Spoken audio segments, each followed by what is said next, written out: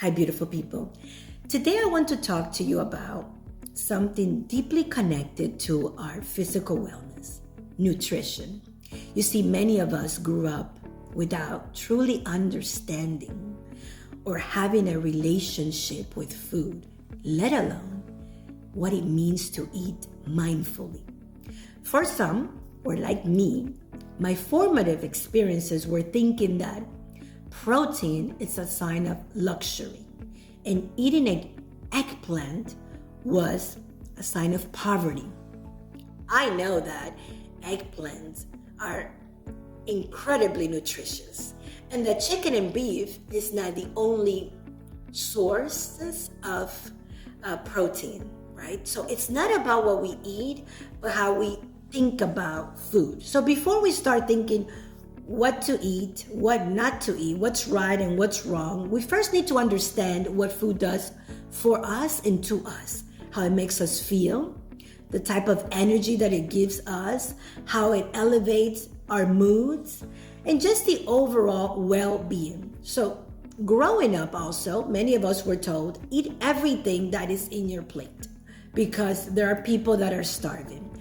Although that message may be well-intentioned, it really sends mixed signals. Why? Because it teaches us to override our body's cues of just feeling full. Eat everything, but I'm full, right? So that's another formative experience.